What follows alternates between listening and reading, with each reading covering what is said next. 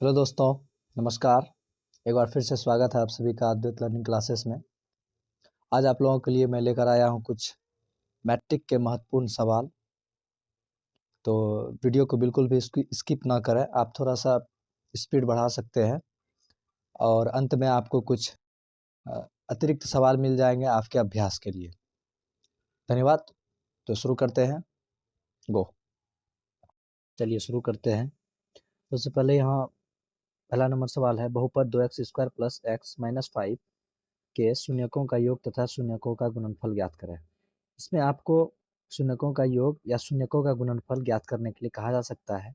आपको वह वस्तुनिष्ठ प्रश्न दिखेंगे तो आप ज़्यादा घबराएं नहीं। इसको हम लोग सीधा मुंजबानी भी कर सकते हैं, लेकिन थोड़ा समझने के लिए आप लोग यहाँ ध्यान दें।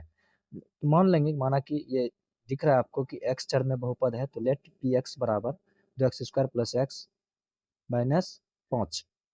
यहाँ a बराबर 2, b बराबर 1, c बराबर -5 है।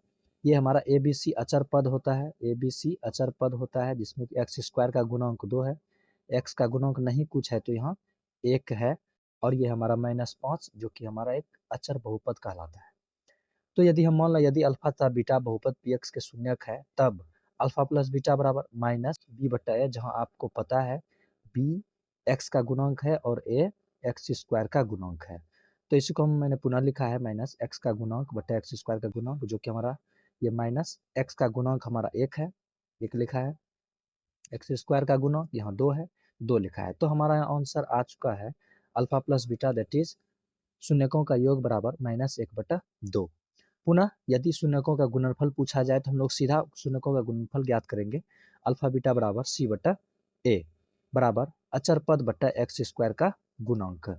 तो अचर पद हमारा ये c जो कि -5 आपको दिख रहा है, उसके जगह पर मैंने -5 लिया है, और x² का गुणांक 2 पहले से दिया गया है, 2 लिया है। तो हमारा दोनों उत्तर आ चुका है। शून्यकों का योग बराबर -1/2 तथा शून्यकों का गुणनफल बराबर -5/2। तो आपसे जो पूछा जाए सिर्फ उसी का जवाब देना है। धन्यवाद। हम लोग बढ़ते हैं आगे दूसरा क्वेश्चन में की ओर।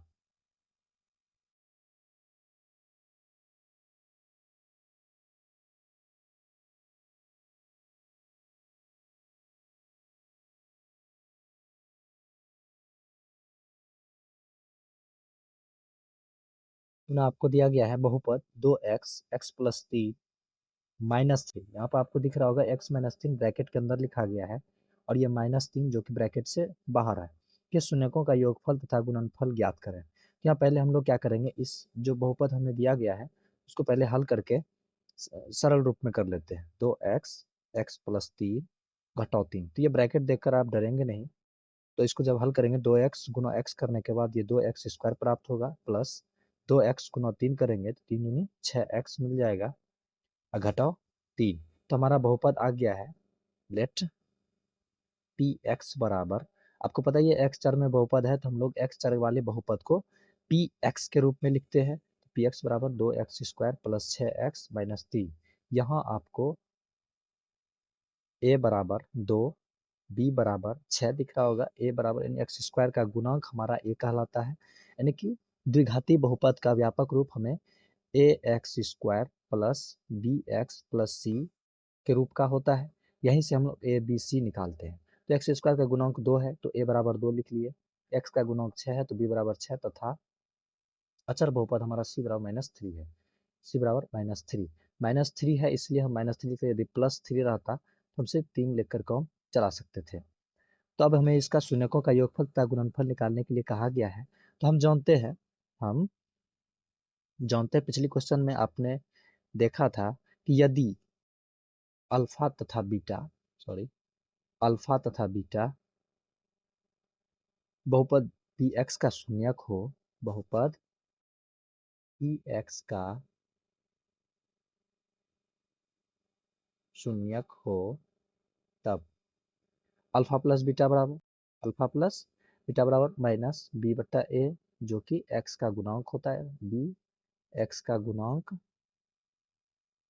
बटा a हमारा x² का गुणांक होता है। तो आप सीधा सिंपल समझिए, जब ये ब्रैकेट में था तो इसको मैंने जैसे सरल तरीके से लिखा है, ये पुनः पिछला वाला सवाल हो चुका है। तो आप इसको आगे हल कर सकते हैं। ये हमारा उत्तर आ जाएगा माइनस एक्स का गुणांक हमारा है 6 बट्टा एक्स स्क्वायर का गुणांक हमारा हो गया 2। इसको जब हम घटाएंगे 2 एक का 2 2 तिया 6, तो ये हमारा -3 बट्टा 1 जो कि -3 के बराबर है। पुनः शून्यकों का गुणनफल निकालने के लिए अल्फा गुने बीटा, अल्फा बीटा बराबर सी बट्टा ए, सी हमारा पता है आपको अचर पद होता है, बट्टा ए एक्स स्क्वायर का गुणांक, अचर पद हमारा क्या है सी -3 बट्टा एक्स स्क्वायर का गुणांक 2, -3 बट्टा 2, अतः हमारा उत्तर आ चुका है। अतः शून्यकों का योग बराबर शून्यकों का योग बराबर -3 तथा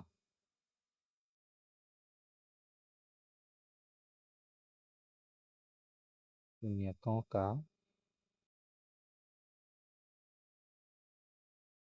गुणनफल बराबर कितना आया है -3 बट्टा 2। यही हमारा उत्तर हो गया। तो हम लोग इसको सीधा निकाल सकते थे 2x को पहले इसको तोड़कर 2x square plus 6x minus 3 कर लिए। यहाँ आपको दिख रहा है ये b हमारा 6 है, a हमारा 2 है और c -3 है। जब शून्यकों का योगफल कहा जाए तो हम जानते हैं -b बटे, तो सीधा इसमें माइनस लगाएंगे, -6 और बट्टा 2 करेंगे तो 2 तिया 6 कट के आराम से हमारा -3 आ जाएगा। अब जैसे शून्यकों का गुणनफल पूछा जाता है तो हम लोग सीधा c बट्टा a यानी अचर पद बट्टा एक्स स्क्वायर का गुणक, आपको पता है अचर पद -3 है और एक्स स्क्वायर का गुणांक हमारा 2 है, तो सीधा उत्तर -3 बटा 2 आप ऑप्शन में देखेंगे और सीधा लगा देंगे। ये सिर्फ आपको सीखने के लिए इतना सा स्टेप बताया गया है, बाकी आप थोड़ा प्रैक्टिस करेंगे तो ये आपका अपना बन जाएगा।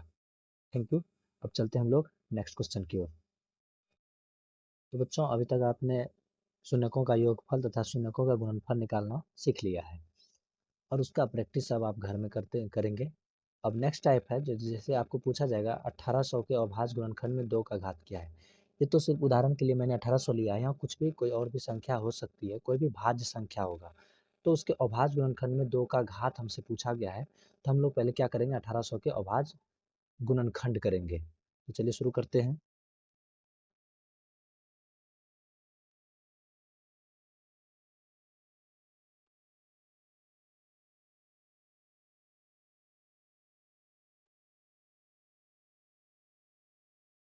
तो अब आप देखेंगे कि 1800 को हम लिख सकते हैं 2 गुना 2 गुना 2 गुना 3 गुना 3 गुना 5 गुना 5। इसी को पुनः घात के रूप में जब लिखा जाएगा तो कैसे लिखेंगे, यहाँ देखा जा रहा है कि 2 3 बार आया है, 1800 के अंदर 2 3 बार आया है तो 2 का घात 3 हो जाएगा गुना 3 का पावर 2 और गुना 5 का पावर 2। तो नीचे वाले किसको हम आधार कहते हैं और जो पावर के रूप में जिसको हम घातांक या घात कहा जाता है। तो हमसे पूछा गया था 1800 के अभाज्य गुणनखंड में 2 का घात क्या है। हम यहाँ देख रहे हैं 2 का घात 3 है, अतः हमारा उत्तर क्या हो जाएगा 3। अतः 1800 के अभाज्य गुणनखंड में अभाज्य खंड में 2 का घात बराबर 3 उत्तर।